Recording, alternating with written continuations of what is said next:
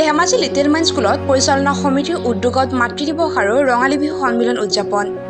মাতৃ দিৱস, যাক পৃথিৱীৰ সকলোৱে উপাসনা কৰে তেওঁ হ'ল ঈশ্বৰ, আৰু যাক ঈশ্বৰে উপাসনা কৰে তেওঁ হ'ল মাতৃ। যোৱাকালি মাতৃ দিৱসৰ এই পবিত্ৰ ক্ষণত ধেমাজি লিটিল মাইন্ড স্কুলত পৰিচালনা সমিতিৰ উদ্যোগত মাতৃ দিৱস উদযাপন কৰা হয়।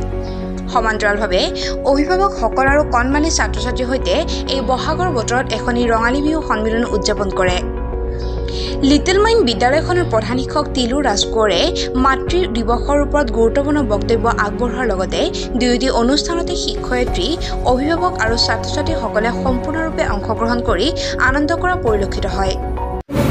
এই পৃথিৱীখন দেখুৱাইছে জীৱ আৰু নিৰ্জীৱ পদাৰ্থ চিনাকি কৰি দিছে, হাতে হাত ধৰি নিজৰ যিখিনি কৰ্ম পুত্ৰ আৰু কন্যাক শিকাইছিলে, যিখন হাতেৰে তেওঁলোকে আখৰ লিখি দেখুৱাইছিলে, তেওঁলোকৰ স্কুলখন শেষ কৰি বিদ্যালয়লৈ পঠাইছিলে, সেইসকল মাতৃক মই আন্তৰিক শুভেচ্ছা জ্ঞাপন কৰিছোঁ।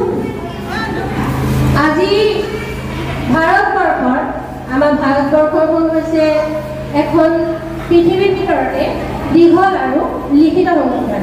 এই সংবিধানত 8 মে দিনটো আমাৰ সংবিধান ৰচয়িতাসকলে প্ৰকাশ কৰিছিলে যে ভাৰতৰ মাতৃসকলক আজিৰ দিনটো মাদাৰ্ছ ডে হিচাপে পালন কৰিবৰ কাৰণে অনুৰোধ কৰিছিলে। গতিকে 2022 চনৰ আজি এই দিনটোতে আমাৰ মাদাৰ্ছ ডে উদযাপন কৰিবৰ কাৰণে আমি আমন্ত্ৰণ কৰি আনিছোঁ। আমাৰ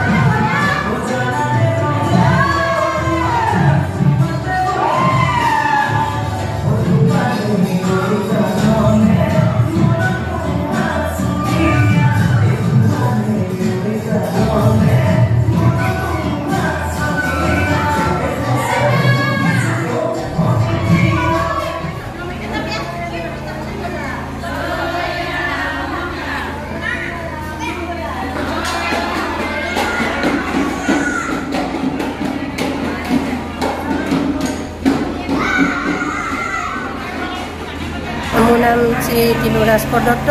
মই ধেমাজি লিটিল মাইন্ড স্কুলৰ প্ৰিন্সিপাল। আমি অন্য বিহু প্ৰতিটো বছৰতে এনেকৈ এদিনীয়া কাৰ্যসূচীৰে বিহু পালন কৰি আহিছোঁ। আজি আমাৰ এইটো দিনতে এনেকুৱা এটা ভাল দিন, 8 মে আজি মাতৃ দিৱস। এই দিৱসতে আমি বিহুটো একেলগতে উদযাপন কৰিলোঁ মৰমৰ গাৰ্জেনসকলৰ লগ লাগি। আজি আমি ধুনীয়াকৈ বিহু উদযাপন কৰিলোঁ। আজি আমাৰ ভাল লাগিল। কণ শিশুসকলেও মানে নাচিলে, আমাৰ জেং বিহু দল আহিল, চেমনীয়া বিহু দল আহিল, আমাৰ সহপাঠীসকলেও বিহু কৰিলে। আজি আমি বহুত সুন্দৰকৈ বিহু উদযাপন কৰিলোঁ। কি কি কাৰ্যসূচী আছিলে?